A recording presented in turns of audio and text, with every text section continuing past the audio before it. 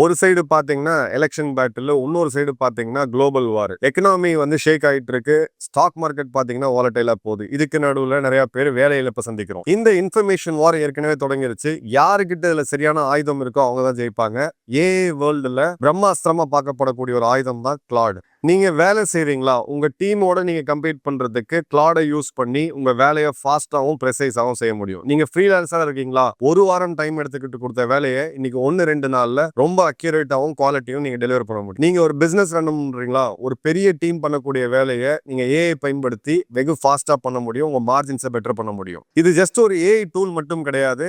அடுத்த 10 வருஷத்துக்கான ID infrastructure. Google, Amazon போன்ற நிறுவனங்கள் கோடிக்கணக்கான டாலர் இதுல முதலீடு செய்யறதுக்கான காரணம் இதுதான். இந்த ஏஐ நம்ம மிஸ் பண்ணக்கூடாது அப்படின்றதுக்காக தான் இந்த 2 days கம்ப்ளீட் கிளாட் ஃபுல் ட்ரைனிங்கை நாம உங்களுக்கு ரெக்கமெண்ட் பண்றோம். இந்த கம்ப்ளீட் கிளாட் ட்ரைனிங்ல 2 ட்ராக் இருக்கு. ஒன்னு பாத்தீங்கன்னா டெக் ப்ரொஃபஷனல்ஸ்க்கு, இன்னொன்னு நான் டெக் ப்ரொஃபஷனல்ஸ்க்கு. சனி மற்றும் ஞாயிறு 10 to 7 16 மணி நேரம் ட்ரைனிங் லைவா கிளாட பயன்படுத்தி கொடுக்கப்படக்கூடிய ஒரு பயிற்சி. நீங்க ஆந்திரபிரதேசா இருக்கலாம், இல்ல ஃபவுண்டர்ஸா இருக்கலாம், இல்ல மாணவர்களா இருக்கலாம், இல்ல ஒரு இடத்துல வேலை செய்யறதுல யார் வேணாலும் இந்த ட்ரைனிங்ல வந்து ஈஸியா ஜாயின் பண்ண முடியும். இந்த ட்ரைனிங்ல இந்த கிளாட பயன்படுத்தி மணிக்கணக்கா நம்ம ஸ்பெண்ட் பண்ணக்கூடிய ரிசர்ச்சை நிமிடங்கள்ல எப்படி பண்றது, இந்த கிளாட்ல கோடிங்கே இல்லாம ஒரு டேஷ்போர்டு எப்படி உருவாக்குறது, பிரசன்டேஷன்ஸ் மற்றும் வீடியோஸ் எப்படி உருவாக்குறது, ஒரு உங்களுக்கு டெடிகேட்டட் ஏஐ ஏஜென்ட்டை எப்படி பண்றது அப்படின்றதுக்கான கம்ப்ளீட்டான லைவ் ட்ரைனிங். 10,000 ரூபாய் மதிப்புள்ள இந்த ட்ரைனிங்கை நம்மளுடைய நாலேஜ் பார்ட்னர் அவுட் ஸ்கில்ஸ் இப்போ நம்ம ஃப்ரீயா ஆஃபர் பண்றாங்க. டிஸ்கிரிப்ஷன்ல இருக்கக்கூடிய லிங்கை கிளிக் பண்ணி இந்த பயிற்சிக்கு நீங்க ரெஜிஸ்டர் பண்ணிக்கங்க. ஏன்னா இந்த இன்ஃபர்மேஷன் வார்ல யாரு முதல்ல கத்துக்கிறாங்களோ அவங்க தான் ஜெயிப்பாங்க.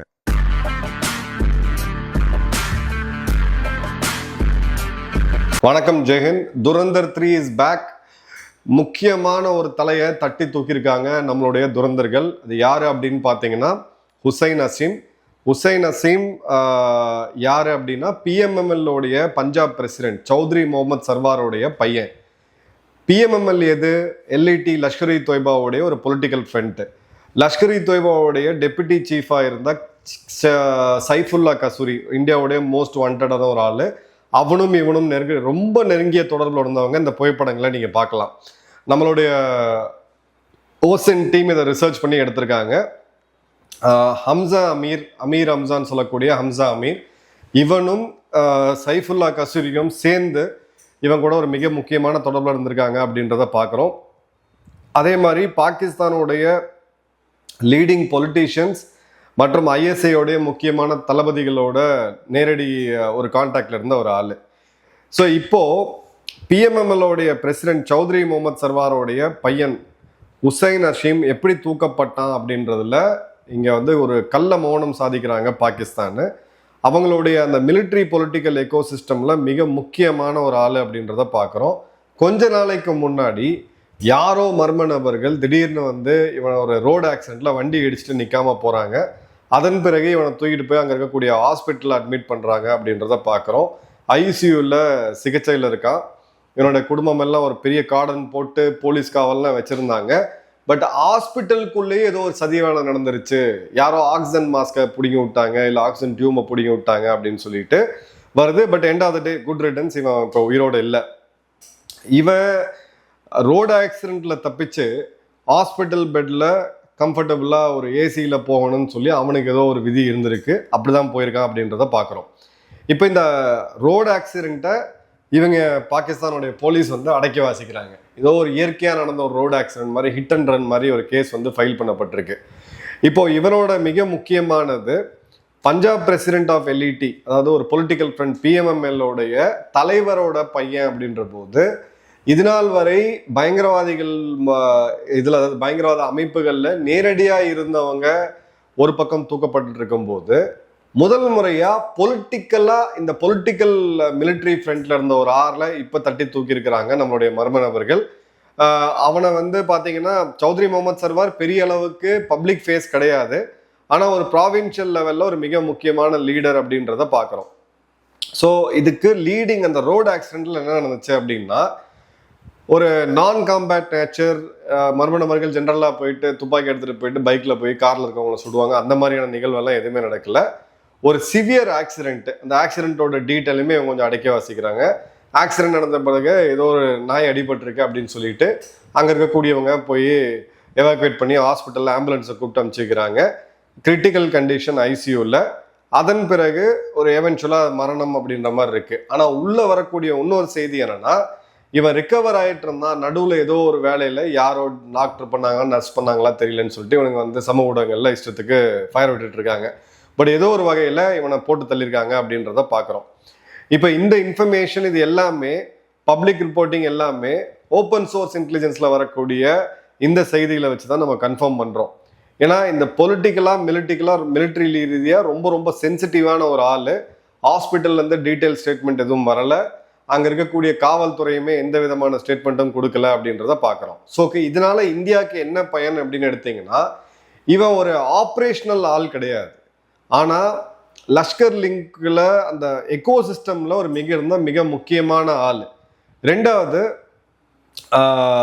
இந்த பர்சனல் ட்ரையல்ல இந்த எல்இடியில் வரக்கூடிய இந்த காட்டு மிராண்டிகள் கொல்லப்படும் போது இவனுங்க ஏதோ பெரிய விடுதலை போராட்ட வீரர்கள் ரேஞ்சுக்கு அவங்களுக்கு பில்டப் கொடுக்கறது, பொலிட்டிக்கல் நரேட்டிவை செட் பண்ணுறது, இராணுவத்தோட தொடர்பில் இருக்கிறது மற்றும் அங்கே இருக்கக்கூடிய ரெக்ரூட்மெண்ட் அந்த மக்களை வந்து ரேடிகலைஸ்டாகவே வச்சுக்கிறதுல ரொம்ப மிக முக்கியமான ஃபேஸ்.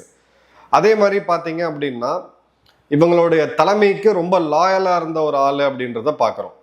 இப்போது இந்த நரேட்டிவ் செட்டிங்கில் பார்த்தீங்க அப்படின்னா சன் ஆஃப் லஷ்கர் அப்படின்னு போட்டுட்டு பிஎம்எம்எல் பஞ்சாப் பிரசிடென்ட்னு நம்ம போடணும். ஊடகங்கள் மறுக்கிறாங்க. ஏன்னா இந்த ஜிஹாதி பொலிட்டிக்கல் ஐடென்டிட்டியில் இவன் எந்த பின்புலத்துலேருந்து வரான்றது அப்போ தான் தெரியும். இவனோட ஃபேமிலியில் பல பேர் இன்னும் இதில் ஆஃபீஸ் பேரர்ஸாக இருக்கிறாங்க அப்படின்றதையும் பார்க்குறோம். இப்போது சைஃபுல்லா கசூரிக்கும் இவனோட தந்தையான முகமது சர்வாருக்கும் என்ன தொடர்பு அப்படின்னு பார்த்தீங்கன்னா, ரெண்டு பேருமே ஒரு டாப் லெவலில் ஃபேமிலி கனெக்ஷன்ஸ் இருக்கக்கூடிய ஆளுங்க. அது பொண்ணு கொடுக்கறது மாப்பிள்ளை எடுக்கிறதுன்னு சொல்லி அந்த மாதிரி தொடர்பில் இருக்கக்கூடிய ஆளுங்க. அதே மாதிரி சைஃபுல்லா கசூரி இந்த மாதிரி இன்டிமிடேட்டிங்கான ஸ்பீச் கொடுக்கறது, மத வெறுப்பை உண்டு பண்ணுறது, அதே மாதிரி பாகிஸ்தான் இராணுவத்துக்கும் எங்களுக்கும் ஓப்பனாக தொடர்பு இருக்குன்னு சொல்லி தட்டுறது, தன்னை வந்து ஒரு மிகப்பெரிய ஒரு சென்ட்ரல் ஃபிகராக ஐடென்டிஃபை பண்ணிக்கிறதுல அவன் பெரிய ஆள். அவனுக்கு அந்த மேடை போட்டு அந்த கூட்டத்தை வர வைக்கிறது யாருன்னு பார்த்தீங்கன்னா சர்வார் தான். இப்போது இதில் ஒரு ஸ்ட்ராட்டஜிக்கான மெசேஜிங் என்னன்னா, ஃபர்ஸ்ட் லேயர் அப்படின்றது இங்கே உள்ள எல்லை தாண்டி ஊடுருவி உள்ள வந்து இந்த மாதிரியான பயங்கரவாத செயலில் ஈடுபடக்கூடிய இந்த காட்டு மிராண்டிகள் இவனுங்களை நம்ம இங்கே வச்சு போட்டு தள்ளுறோம். அதே மாதிரி மர்ம நபர்கள் பாகிஸ்தான்லேயும் போட்டு தள்ளுறாங்க. செகண்ட் லேயர் என்ன அப்படின்னு பார்த்தீங்கன்னா, இவனுங்களுக்கு ஆயுத பயிற்சி கொடுத்து இவனுங்களுக்கு அது தேவையான லாஜிஸ்டிக்ஸை கொடுத்து உள்ள அனுப்புறது அந்த டீம் லீடர் லெவலில் இருக்கக்கூடியது. தேர்டு யார் அப்படின்னு பார்த்தீங்கன்னா பர்பெட்ரேட்டர்ஸ் அண்ட் ஆர்கனைசர்ஸ். இவனுங்களை ஒரு பெரிய ஸ்ட்ரக்சராக உருவாக்கி இவங்களுக்கு தேவைக்கான ஃபண்டிங்கை கொடுத்து ட்ரைனிங் இன்ஃப்ராஸ்ட்ரக்சர் வச்சு ஐஎஸ்ஐயோட தொடர்பு பண்ணி ரெக்ரூட்மெண்ட்டில் ஆரம்பித்து இந்த சம்பவம் செய்ய வைக்கிறது அளவுக்கான அந்த கம்ப்ளீட் ப்ராசஸை ஆயுதம், பணம், மூளை செலவை அப்படின்னு சொல்லி ரேடிகலைசேஷன் சொல்லி எல்லாத்தையுமே பார்க்கறது. இதுக்கு எல்லாருக்கும் மேலே இருக்கிறது யாருன்னு பார்த்தீங்கன்னா சைஃபுல்லா கசூரி போன்ற இந்த டாப் லெவல் பயங்கரவாத தலைவன்கள். இவனுங்களுக்கு பேரலல் ஆர்கனைசேஷனாக இருக்கிறது பொலிட்டிக்கல் ஆர்கனைசேஷன், இந்த இறந்து போன இவனை போல. ஸோ இவனுங்களை தட்டி தூக்கும் போது எவனுமே சேஃப் கிடையாது. ஸோ பயங்கரவாதிகளை தூக்கியாச்சு, செகண்ட் லெவலில் தூக்கியாச்சு. இப்போ அவனுங்களுக்கு பொலிட்டிக்கல் ஆதரவு கொடுத்துட்டு இருந்த ஃப்ரண்ட் அண்ட் ஆளுகளையும் தூக்கும் போது மிச்சம் இருக்கிறது ஒன்று தான் ஐஎஸ்ஐயோட அதிகாரிகள். அதில் ஒரு ஐஎஸ்ஐ அதிகாரி நேபாளில் எப்படி நம்ம தூக்கணும் அப்படின்றத நம்ம தூக்கணும்ல, நேபாளில் இருக்கக்கூடிய மர்மனவர்கள் யாரும் தூக்கியிருக்காங்க போல் இருக்கு. அதை நம்ம ஏற்கனவே பார்த்தோம். ஸோ இந்த நெட்வொர்க்கில் இந்த எக்கோசிஸ்டமில் யாரையுமே விடமாட்டோம், உங்கள் நாட்டுக்குள்ளேயே வச்சு தூக்குவோம்னு சொல்லி இந்த மர்ம நபர்கள் துரந்தர்கள் ஒரு ஸ்ட்ராங்கான மெசேஜை கொடுக்குறாங்க அப்படின்றதான் இங்கே இருக்கக்கூடிய மிக முக்கியமான டர்னிங் பாயிண்ட். இப்போ ஆப்ரேஷன் சிந்தூரில் நம்ம நடத்திய தாக்குதலுக்கு பிறகு இவங்க வந்து இந்த வாட்டர் டைவிங்கு, லாங் லெவல் ரேஞ்ச் ஸ்விம்மிங்லலாம் வந்து பயிற்சி எடுத்ததை பார்த்தோம். ஸோ கடல் ரீதியாக மீண்டும் நவம்பர் 26 மாதிரி ஏதாவது ஒரு தாக்குதல் நடத்துறதுக்கான வாய்ப்புகள் இருக்குன்ற அந்த அலர்ட்டையும் நம்ம கொடுத்துருந்தோம். அது சம்மந்தமாக நிறைய பேர் அதன் பிறகு வாட்ச் லிஸ்டில் இருந்தாங்க, நிறைய பேர் கைது செய்யப்பட்டாங்க. ஸோ இந்த மாதிரியான இடத்துல சர்வார் போன்ற ஆட்கள் ரொம்ப ரொம்ப முக்கியமானவங்க. இவனுங்களை தட்டி தூக்கும் போது அதே மாதிரி இவனுக்கு வந்து இருக்கக்கூடிய அந்த புகைப்படத்தை பார்க்கும்போது ஹாஸ்பிட்டலில் கண்ணீர் விட்டு அழுகுற அந்த சீன் தெரியுது. இவனுங்களை தூக்குனா நாளைக்கு, ஏன்னா இவனுங்க வந்து ஹார்டு கோர் ஆட்கள் கிடையாது, பின்னாடி இருந்து சித்தாந்தம் பேசக்கூடியவனுங்க. இப்போ இவனுங்களையும் தூக்கும் பொழுது இவங்க பசங்களையும் தூக்கும் போது இப்போ யாருமே சேஃபா இருக்க முடியாதுன்ற ஒரு நிலைமையை வந்து நம்ம உண்டு பண்றோம் அப்படின்றத இந்த ஒரு இன்சிடென்ட்ல பார்க்கலாம். இப்போ military establishment, military organisation, political front, ideological front, radical front, இதுல சம்பந்தப்பட்ட எல்லாருமே ஒருத்தரா தூக்கப்படுறாங்க அப்படின்றத நம்ம பார்க்கலாம். இப்போ சர்வாரோடைய என்கேஜ்மெண்ட், குறிப்பா ஹம்சா அமீரோட சேர்ந்து இவன் பண்றது அப்படின்னு பார்த்தீங்கன்னா, லஷ்கர் இ தொய்பாவோடைய one of the founding member வந்து ஹம்சா அமீர். இந்த ஐடியாலஜி மற்றும் ப்ராபகண்டா இது ரெண்டையும் முன்னெடுத்துட்டு போகக்கூடியவன். குளோபல் பயங்கரவாதிகள் லிஸ்ட்ல முக்கியமான ஆளு. இப்போ அவனை போட்டு தள்ளணும் லாகூர்ல. இந்த மர்ம நபர்கள் வந்து போட்டு தள்ளினாங்க. அதன் பிறகுதான் இந்த கிளஸ்டர் எல்லாமே அண்டர் கிரவுண்ட் போறாங்க. அண்டர் கிரவுண்ட் போகும்போது வெளியில இந்த இடத்துல இன்ட்ராக்ஷன் இருக்கணும். இந்த இன்னொரு மூடர்களை இவங்க மூளை செலவை செய்யணும் அப்படின்ற போது அந்த மூடர்களை இது பண்ணக்கூடிய அளவுக்கு இருக்கணும். ஸோ ஹம்சா மேல 2 அட்டெம்ப்ட், அவன் 2த்துலையுமே சர்வைவ் ஆனா.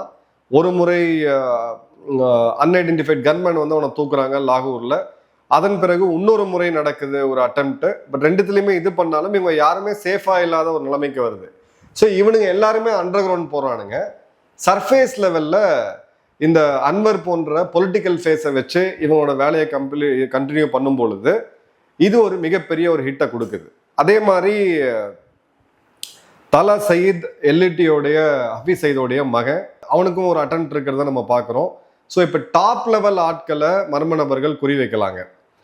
இப்போ சர்வார் பார்த்தீங்கன்னா கசூரி, ஹம்சா இவங்க 2 பேரோடையும் சேர்ந்து இருக்கக்கூடிய ஒரு ஆள். இவன் ஒரு சிம்பத்தைசர் மட்டும் கிடையாது.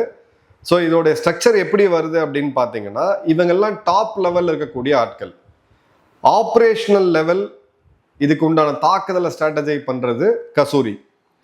ஐடியாலஜிக்கல் சித்தாந்தம் பேசி இந்த ஜிகாத் மென்டாலிட்டியை கொண்டு வர்றது, ப்ராபகண்டா பண்றது ஹம்சா.